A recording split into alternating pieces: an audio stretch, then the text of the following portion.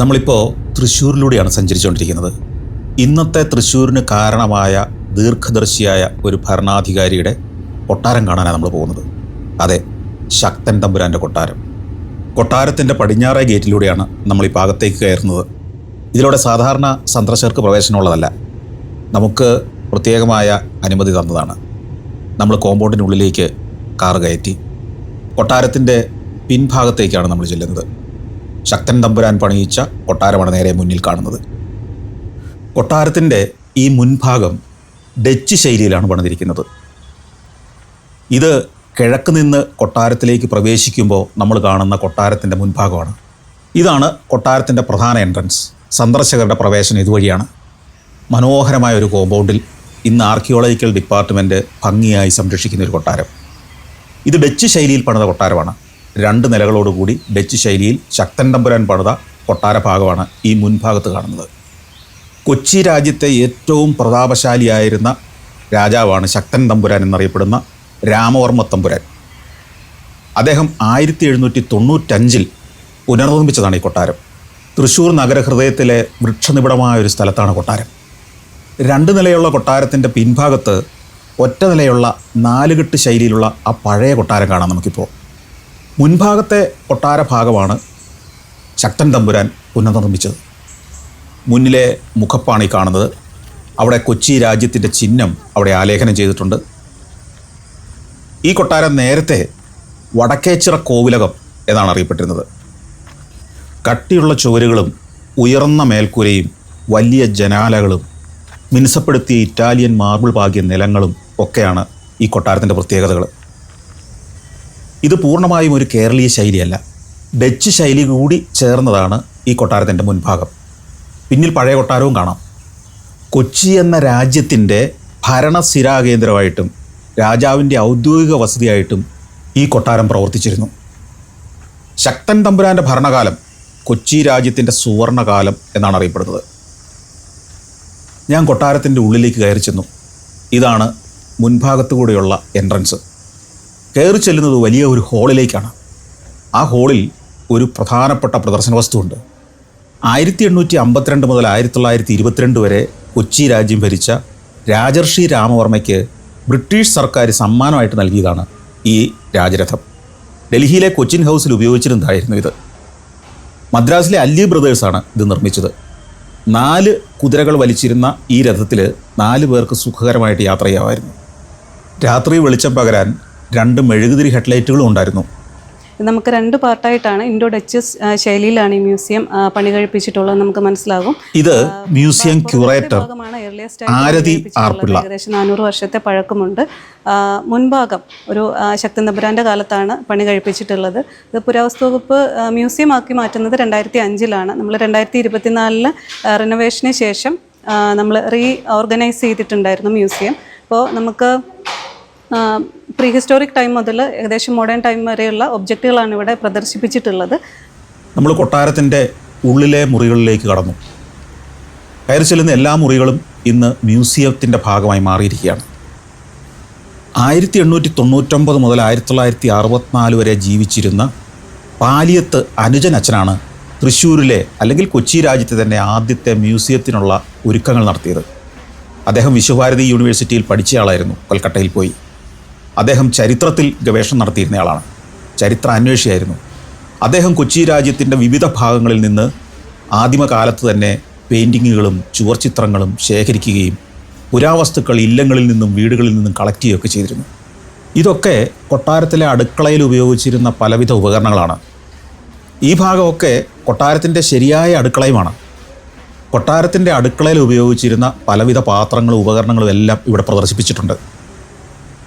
ഇതിൽ പലതും പാലിയത്ത് അനുജനച്ഛൻ അദ്ദേഹത്തിൻ്റെ താല്പര്യപ്രകാരം കൊട്ടാരങ്ങളിൽ നിന്നും വീടുകളിൽ നിന്നും ഇല്ലങ്ങളിൽ നിന്നും ഒക്കെ ശേഖരിച്ച പുരാവസ്തുക്കളാണ്.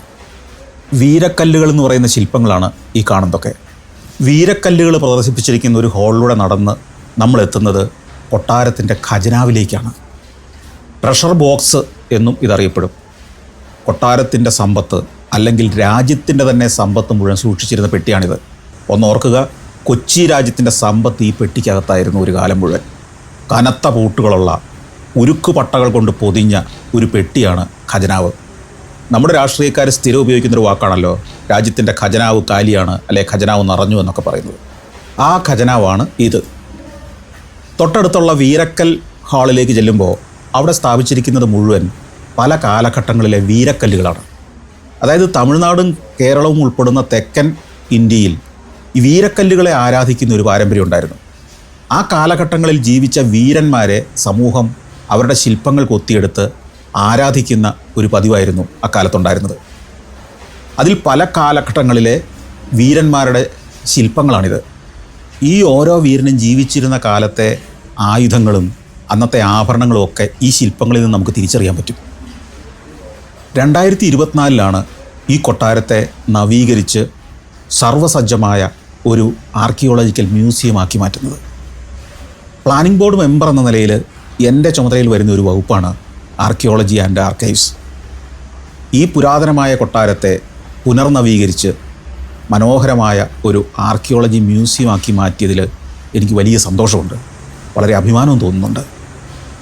ആർക്കിയോളജി ഡിപ്പാർട്ട്മെൻറ്റ് ഭംഗിയായിട്ട് ഈ മ്യൂസിയത്തെ സംരക്ഷിക്കുന്നുണ്ട്. വളരെ സന്തോഷം. കേരളത്തിൻ്റെ ഭാഷ എക്കാലവും മലയാളമായിരുന്നു? അല്ല, ഇത് മലയാളത്തിലെ വട്ടെഴുത്ത് ലിപികളാണ്. തമിഴിൽ നിന്ന് രൂപം കൊണ്ടതാണ് മലയാളം. വട്ടെഴുത്ത് ഭാഷയിലുള്ള ചില ശിലാഫലകങ്ങൾ ഇവിടെ സൂക്ഷിച്ചിട്ടുണ്ട്. കൊല്ലങ്കോട് ലിഖിതം എന്നറിയപ്പെടുന്ന ശിലാഫലകമാണിത്.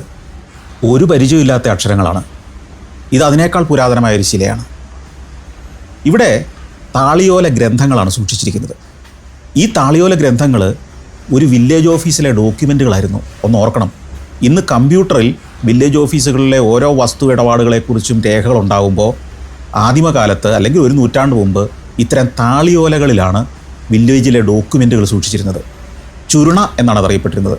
19-20 നൂറ്റാണ്ടുകളിൽ തലപ്പള്ളി താലൂക്കിലെ ലാൻഡ് റവന്യൂ റെക്കോർഡുകളാണ് ഈ കാണുന്ന ഓലകൾ. ഇനി നമുക്ക് പടികൾ കയറി കൊട്ടാരത്തിൻ്റെ മുകൾ നിലയിലേക്ക് ചെല്ലാം. മരം കൊണ്ടുള്ള ഗോവണികൾ. മരം യഥേഷ്ടമായി ഉപയോഗിച്ചിരുന്നു. തൂണുകളിലൊക്കെ പ്രകടമായി കാണുന്നത് ഡച്ച് ശൈലിയാണ്. എന്നാൽ മേൽക്കൂര കേരളീയ ശൈലിയിലും ജനലുകളും വാതിലുകളും കേരളീയ ശൈലി. എങ്കിലും വാതിലുകളുടെ ഉയരവും മറ്റും ഡച്ച് ശൈലിയിലാണ്. ഇതിലെ പ്രധാന ഹാളിലേക്ക് കയറി ചെല്ലുമ്പോൾ ശക്തൻ തമ്പുരാൻ്റെ ഒരു പെയിൻറ്റിംഗ് ആണുള്ളത്. ഫോട്ടോഗ്രാഫിയൊന്നും പ്രചാരത്തിൽ വരാതിരുന്ന കാലത്താണല്ലോ അദ്ദേഹം ജീവിച്ചിരുന്നത്. ഈ ഹാളിൽ മറ്റൊരു പ്രധാന കാഴ്ച ഒരു പല്ലക്കാണ്. രാജാവിനെ വഹിച്ചു കൊണ്ടുപോയിരുന്ന പല്ലക്ക്. രാജാവ് ഇതിൽ ഏതാണ്ട് നീണ്ടു നിവർന്ന് കിടക്കും. 4-6 അമാലന്മാർ ഈ പല്ലക്ക് വഹിച്ചു കൊണ്ടുപോകും.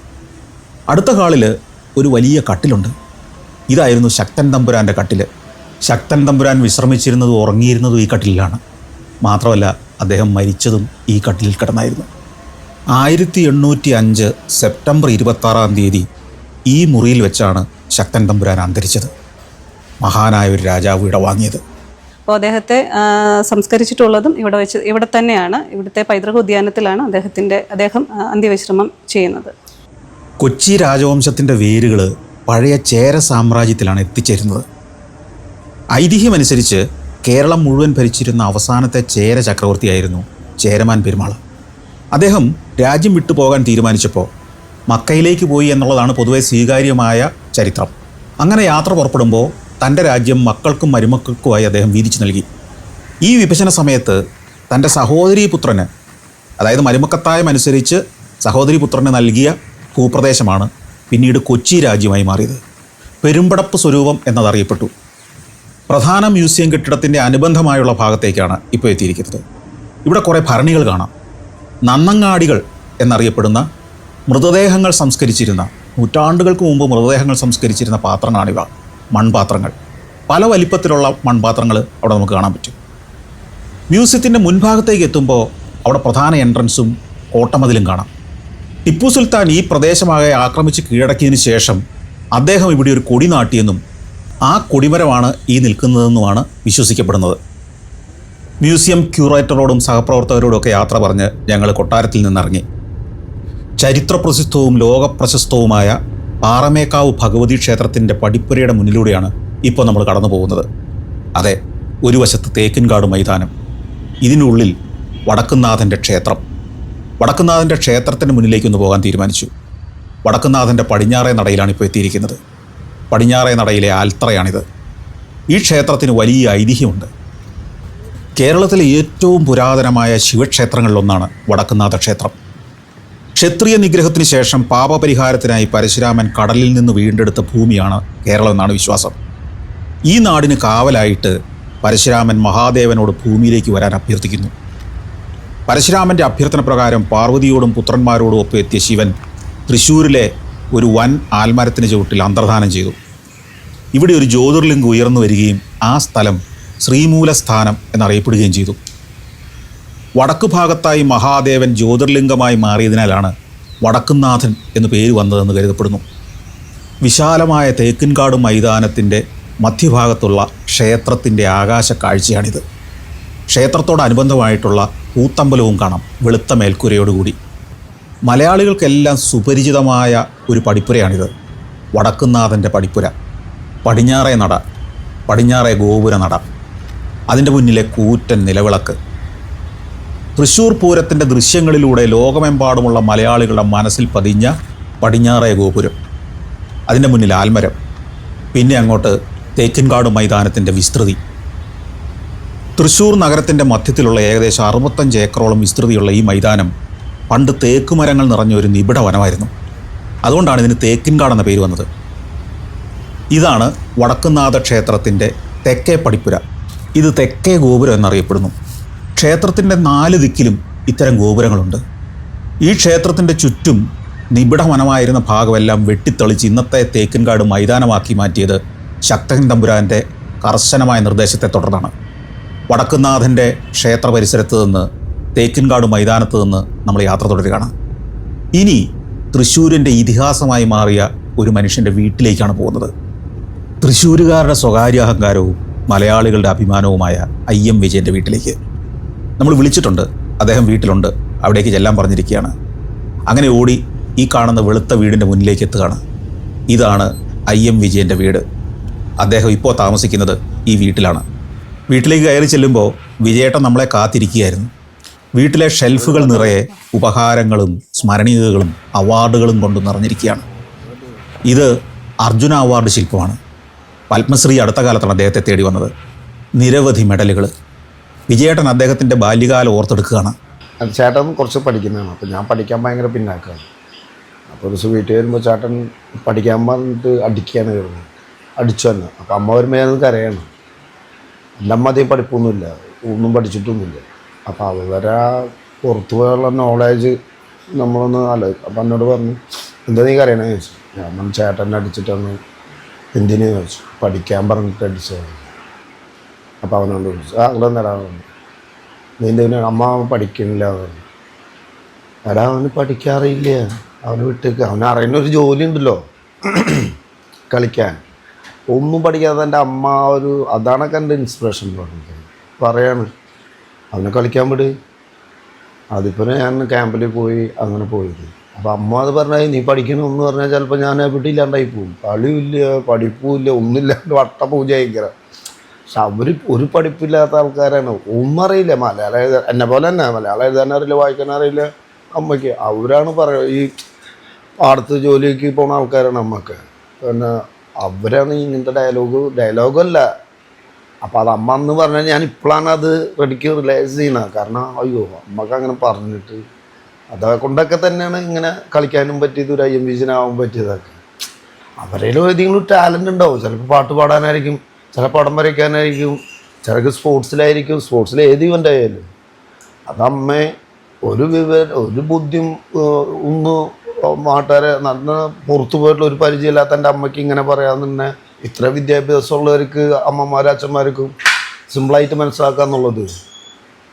5ൽ 5 കൊല്ലം തോറ്റിട്ടുണ്ട്. പിന്നെ 6ൽ ചെയ്തപ്പോൾ 6ലും തോറ്റിട്ടുണ്ട് ഞാൻ. തനിക്ക് ഏറ്റവും പ്രചോദനമായിരുന്ന പ്രഭാവതി ടീച്ചറിനെ പറ്റി അദ്ദേഹം ഓർമ്മിക്കുകയാണ്. ഒരു ഗോഡ് മദർ എന്നൊക്കെ പറയാം. അങ്ങനത്തെ ടീച്ചർമാരുണ്ട്. ആ ടീച്ചറാണ് റെഡിക്ക് എന്നെ ഹെൽപ്പ് ചെയ്തതും ഭക്ഷണം കഴിക്കാനില്ലാണ്ടായപ്പോൾ കൊണ്ടുവന്നത് ആ ടീച്ചറാണ്. അവരൊന്നും ഒരിക്കലും നമുക്ക് മറക്കാൻ പറ്റില്ല. എനിക്ക് പത്മശ്രീ കിട്ടിയപ്പോൾ ടീച്ചർ അവിടെ ഇരിക്കുന്നു. അപ്പോൾ ഞാൻ ഇങ്ങനെ ആലോചിച്ചു, ടീച്ചറാണ് നമ്മളെപ്പോഴും ഏൽപ്പിച്ച് നിർത്തുക. എനിക്ക് നേടാ എന്നൊക്കെ പറഞ്ഞ് ചോദ്യം ചോദിക്കുമ്പോൾ ഞാൻ സ്റ്റേജിൽ നിന്ന് ടീച്ചറെ എൻ്റെ എന്ന് പറഞ്ഞു. അപ്പോൾ അതൊക്കെ വലിയൊരു ഭാഗ്യമല്ലേ, ടീച്ചർ എൻ്റെ അടുത്ത് വന്നതെന്ന് പറഞ്ഞ്. അതൊക്കെ വലിയൊരു ഭാഗ്യമാണ്. അവരൊക്കെ ഓരോ പ്രാർത്ഥന കാരണമാണ് നമ്മളൊക്കെ ഇങ്ങനെ ഇപ്പോഴും ഇങ്ങനെ കുഴപ്പമില്ലാണ്ട് ഒക്കെ പോണത്. ഹാർട്ട് ഓഫ് സിറ്റി എന്ന് പറയും, നമ്മളെ കൊളുത്തുംപാടം എന്ന് പറയാം. നമ്മുടെ അശ്വിൻ ഹോസ്പിറ്റലിൻ്റെ ഒക്കെ മുന്നിൽ ആ സ്ഥലത്താണ് നമ്മൾ ജനിച്ചു വളർന്നതും. അമ്മയൊക്കെ അച്ഛനൊക്കെ അവിടെ, അച്ഛൻ അവിടെ നിന്നൊക്കെയാണ് ഒരു ഓമന കാഫ് എന്ന് പറഞ്ഞാൽ അവിടെ ബർഗ് വെട്ടാൻ, ഹോട്ടലിൽ ബർഗ് വെട്ടാൻ. അമ്മ അവരുടെ പാടത്തൊക്കെ പണിക്ക് പോകുന്നത് അവിടെയാണ്. കൊളുത്തുംപാടം എന്ന് പറഞ്ഞ സ്ഥലത്താണ് ജനിച്ചു വളർന്നത്. അത് ഞങ്ങളൊക്കെ ബന്ധുക്കളാണ് അവിടെ ഉള്ളത്. അവിടെ മെയിനായിട്ട് അറിയാം. പിന്നെ സ്റ്റേഡിയം മുകളിലാണ്. ആ പന്ത് കളിക്കാനും അറിയാം അവിടെ ഉള്ളവർക്ക് എല്ലാവർക്കും. ചേട്ടന്മാർ കളിച്ച് കണ്ടിട്ടും അവരെ കളിയും കണ്ടിട്ടൊക്കെയാണ് നമ്മൾ വളർന്നത്. അപ്പോൾ അവരുടെ കൂടെ കളിക്കും. രാത്രി 12-1 മണി വരെ. കാരണം വെച്ചാൽ അവിടെ പവർ ഹൗസ് വരുന്ന സമയത്ത് റോഡ് നന്നാക്കാറുണ്ട്. റോഡ് നന്നാക്കുമ്പോൾ ആ മണ്ണിൽ നമ്മൾ തുണിപന്തൊക്കെ കളിക്കുകയാണ്. ഇവിടെ ഈ വീട് പണിതതിൻ്റെ ചരിത്രവും അദ്ദേഹം പറയുന്നു. ഞാൻ പോലീസ് 17 വയസ്സിൽ ചെന്ന് 18 വയസ്സിൽ അപ്പോയിൻമെൻ്റ് ആയി. എന്നിട്ട് 86-ൽ അപ്പോയിൻമെൻ്റ് ആയി. 86-87 അപ്പോയിൻമെൻ്റ് ആയി. പിന്നെ ഒരു 91-ൽ കൽക്കട്ട പോയി. കൽക്കട്ട പോകാന്ന് വെച്ചാൽ മെയിനായിട്ട് വീടുണ്ടായിരുന്നില്ല. ആ വീട് ആദ്യത്തെ വീട് ഈ റോഡ് വരാൻ വേണ്ടിയിട്ട് പൊന്നുമല, ഗവൺമെൻറ് പൊന്നുമല എന്ന് പറഞ്ഞിട്ട് നിസാര പൈസയ്ക്കാണ്. അതെന്ന് പറഞ്ഞാൽ സിറ്റിയിലാണത്, നടക്കാനുള്ള ദൂരമുള്ളൂ അവിടേക്ക് ടൗണിൽ. അത് ഗവൺമെൻറ് എടുത്തു പോയി റോഡ് വരാൻ വേണ്ടിയിട്ട്. അപ്പോൾ അവിടെ 2 സെൻറ്റ് സ്ഥലം അതിൻ്റെ ഉള്ളിലുണ്ടായിരുന്നു. അപ്പോൾ അവിടെയാണ് താമസിച്ചത്. ഒരു ഓലപ്പൻ്റെ അവിടെ താമസിച്ചു. മോഹൻബാനിൽ പോയിട്ട് അപ്പോൾ കുറച്ച് കാശ് കിട്ടിയിട്ടുണ്ടായിരുന്നുള്ളൂ. അന്ന് നല്ല പൈസയാണ്. അപ്പോൾ ഇവിടെ സ്ഥലം മേടിച്ചു. ഇവിടെ സ്ഥലം മേടിച്ച് പാടായിരുന്നു. ഇതൊക്കെ ഫ്രീസ് ചെയ്തു. അപ്പോൾ വീടൊന്നും പണിയാൻ പറ്റില്ല. അപ്പോൾ നേരിട്ട് ഞാൻ തിരിച്ചു വന്ന സമയമാണ് കൽക്കട്ടയിൽ നിന്ന് കേരളത്തിലേക്ക് വന്നു.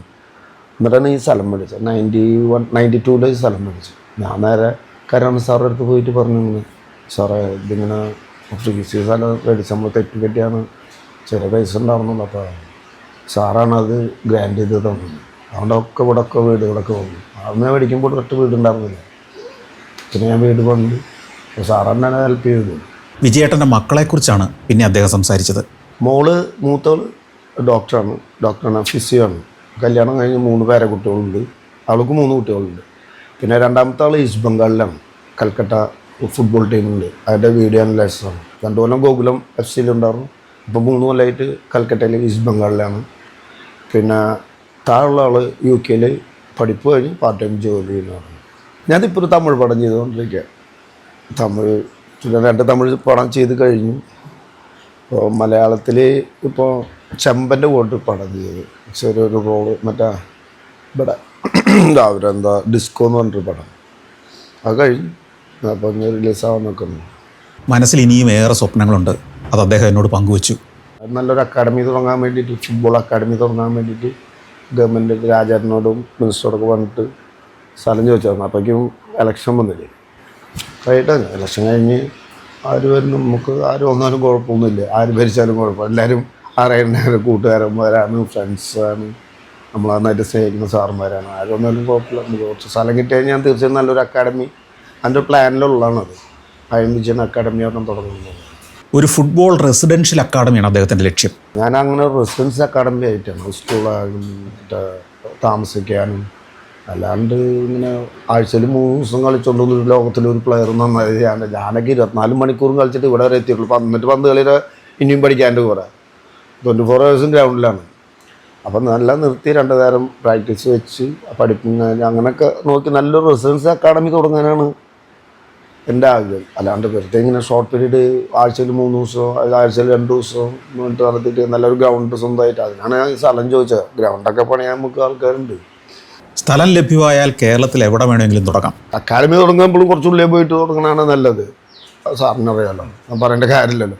അപ്പോൾ അത് അങ്ങനെ കിട്ടിയാൽ തീർച്ചയായിട്ടും ഇതിപ്പോൾ കേരളത്തിൽ എവിടെ നിന്നാലും കുഴപ്പമൊന്നുമില്ല. ഇപ്പോൾ മലപ്പുറത്തോ കോഴിക്കോടോ ട്രിവാൻഡ്രത്തോ എറണാകുളത്തോ എവിടെ വന്നാലും ഗവൺമെൻറ്റിൻ്റെ അവിടെ സ്ഥലം അവരുടെ സ്ഥലം എവിടെ ഉള്ളത് നമുക്ക് കിട്ടിയാൽ വേറെ ഉപകാരമായിരിക്കും. കേരളത്തിന് വേണ്ടി മാത്രമുള്ള ഒരു അക്കാഡമി അല്ല അദ്ദേഹത്തിൻ്റെ സ്വപ്നം. അതിപ്പോൾ ഞാൻ കേരളത്തിൽ നിന്ന് മാത്രമല്ല പിള്ളേരുണ്ട്, ഞാൻ ഈ ഇന്ത്യയിലുള്ള എല്ലാ നല്ല കുട്ടികളുണ്ടാവില്ല, നല്ല സെലക്ട് ചെയ്തിട്ട് അങ്ങനെ ചെയ്യുള്ളൂ. ഞങ്ങൾ കുറേ നേരം പല വിശേഷങ്ങൾ ഇങ്ങനെ പറഞ്ഞിരുന്നു. പിന്നെ അദ്ദേഹം നല്ല തണുത്ത സംഭാരം എനിക്കും എൻ്റെ സുഹൃത്തുക്കൾക്കുമായിട്ട് കൊണ്ടുവന്നു. തൃശ്ശൂർ 40 ഡിഗ്രി സെൽഷ്യസിൽ ചുട്ടുരുകുന്ന ദിവസങ്ങളായിരുന്നു ഇതൊക്കെ. നല്ലൊരു ആതിഥേയനാണ് വിജയേട്ടൻ. അദ്ദേഹം ഹൃദ്യമായിട്ട് നമ്മളെ സ്വീകരിക്കുന്നു, കഥകൾ പറയുന്നു. അദ്ദേഹത്തിൻ്റെ വീട്ടിൽ എപ്പോഴും കുറേ അതിഥികളുണ്ടാവും, സുഹൃത്തുക്കളുണ്ടാവും. ഞങ്ങളെ കൂടാതെ വേറെയും അദ്ദേഹത്തിൻ്റെ സുഹൃത്തുക്കൾ അവിടെ എത്തിയിട്ടുണ്ടായിരുന്നു. അവരെയൊക്കെ ഞങ്ങൾക്ക് പരിചയപ്പെടുത്തി. ഞാൻ വിജയേട്ടനൊപ്പം നിന്ന് 1-2 സെൽഫികൾ എടുത്തു. ഇത് അപൂർവമായ ഒരു ഒത്തുചേരലാണല്ലോ. അദ്ദേഹത്തെ ഞാൻ മരങ്ങാട്ടുപള്ളിയിലേക്ക് ക്ഷണിച്ചിട്ടുണ്ട്. ചരിത്രമിന്നിലൂടെ എന്ന പരിപാടിയിലൂടെ അദ്ദേഹത്തിൻ്റെ ജീവിതകഥ കൂടുതൽ വിശദമായിട്ട് പറയണം. അദ്ദേഹം സമ്മതിച്ചിട്ടുണ്ട്. അധികം താമസിയാതെ IM വിജയൻ്റെ ജീവചരിത്രം സഫാരിയിലൂടെ നിങ്ങൾക്ക് കാണാം. ഞങ്ങൾ യാത്ര പറഞ്ഞ് ആ വീട്ടിൽ നിന്നിറങ്ങി. വിജയേട്ടനും സുഹൃത്തുക്കളും ഒക്കെ പുറത്തേക്ക് ഇറങ്ങി വന്ന് ഞങ്ങളെ യാത്രയാക്കി. ഞങ്ങളിനി തൃശ്ശൂരിൻ്റെ വ്യത്യസ്തമായ മറ്റു കാഴ്ചകളിലേക്ക് യാത്ര തുടരുകയാണ്.